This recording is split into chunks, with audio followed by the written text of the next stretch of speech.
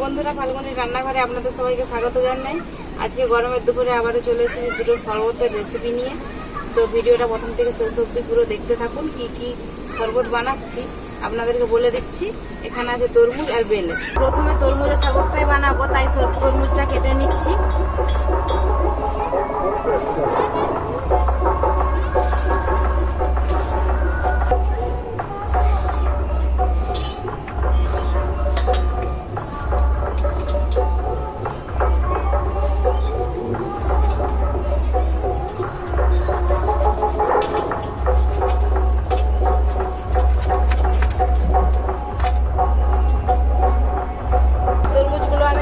ভাগ করে কেটে নিয়েছি, এরপর চামচে করে পুড়ে নেব।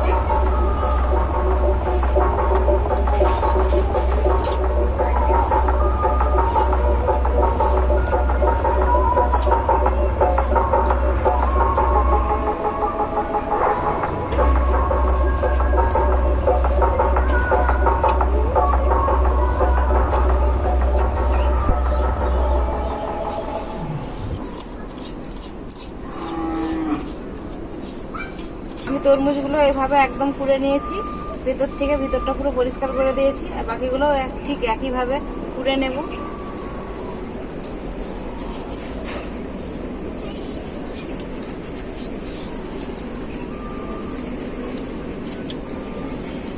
ফাল্গুনি, খুব সুন্দর তরমুজটা হয়েছে, পেকেছে একদম লাল হয়ে, খুব সুন্দর দেখাচ্ছে। হ্যাঁ, কত সুন্দর কালারটা হয়েছে দেখো। খুব স্বাদ হবে, মিষ্টিও হবে খুব ভালোই লাগবে। তরমুজটা কুড়ে নিচ্ছি। মা, বেলটা তুমি কুড়ে নাও। ঠিক আছে, আমি বেলটা করে নিচ্ছি। এই বেলটি আমি করে নিচ্ছি।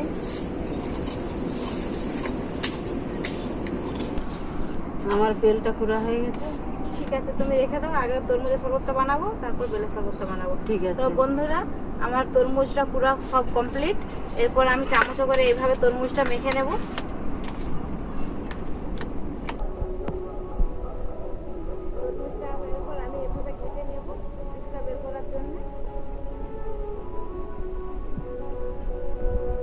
আমার তরমুজের জুসটা বের করা হয়ে গেছে। আমি এরপর বেলের শরবতটা বানিয়ে নেব।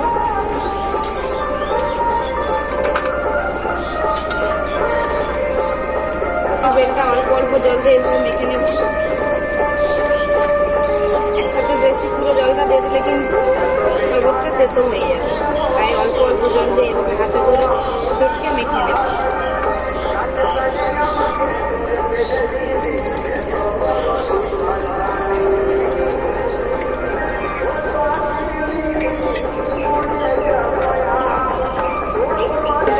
ভালোভাবে মাখা হয়ে গেছে। আমি এরপর এইভাবে নিচড়ে দানাগুলো ফেলে দেবো। বেলটা আমার খুব ভালোভাবে মাখা হয়ে গেছে। আর এরকম জল দিয়ে ভালো করে বেলের জুসটা বানিয়ে নিয়েছি। এরপর এতে দুধ দিয়ে দেবো পরিমাণ মতো। দুধটা দিয়ে দিয়েছি বেলেতে। এরপর এরকম করে ঘেঁটে নেবো একটু।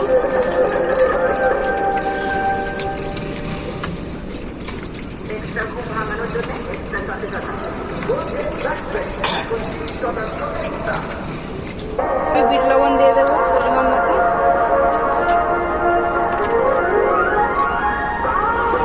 চিনি ভালো করে ঘেঁটে নেব।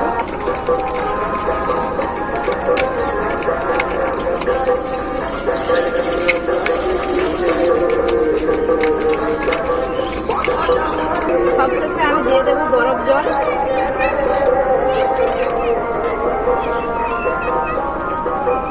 তো আমার বেলের শরবতটা রেডি। আমি এরপর গ্লাসে ঢেলে নেব।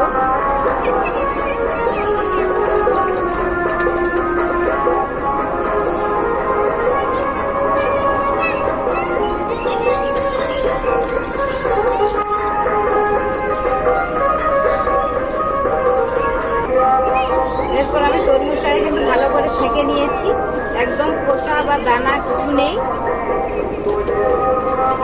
প্রথমে বিট লবণ দিয়ে দেবো।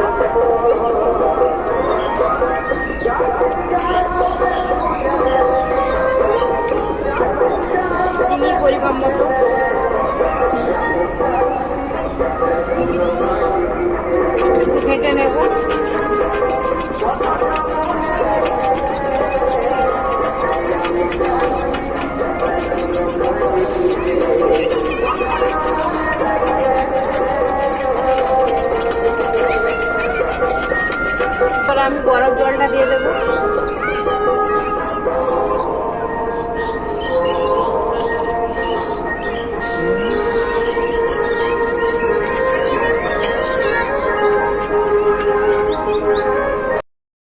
তো আমার তরমুজের শরবতটা একদম রেডি হয়ে গেছে, আমি এবারে গ্লাসে ঢেলে নেব।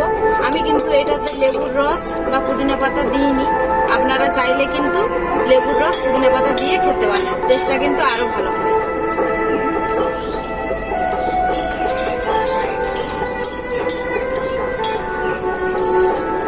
আমার শরবতগুলো একদম রেডি, আমি এরপর উপর থেকে বরফ দিয়ে দেবো।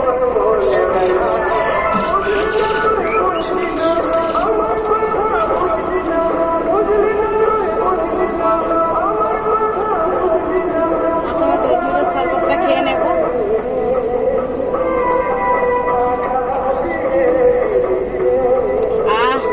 পেটটা একদম ঠান্ডা হয়ে গেল। খুব সুন্দর হয়েছে, দারুণ লাগছে। আমাকে আরেক গ্লাস খেতে হবে। নাও না, এখান থেকে খাও না আরেক গ্লাস।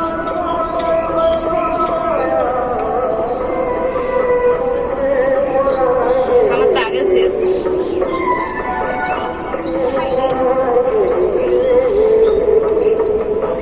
তরমুজের শরবতটা তো মায়ের আমার দুজনেরই খাওয়া কমপ্লিট। এরপর বেলের শরবতটা খেয়ে দেখাবো।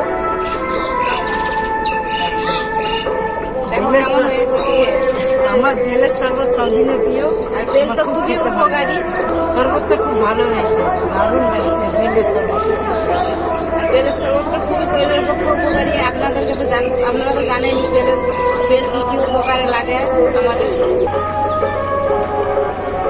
বেলের শরবতটা কিন্তু দারুণ হয়েছে। কি আরাম, বেলের শরবতটাও দারুণ হয়েছে, তরমুজেরটাও দারুণ হয়েছে।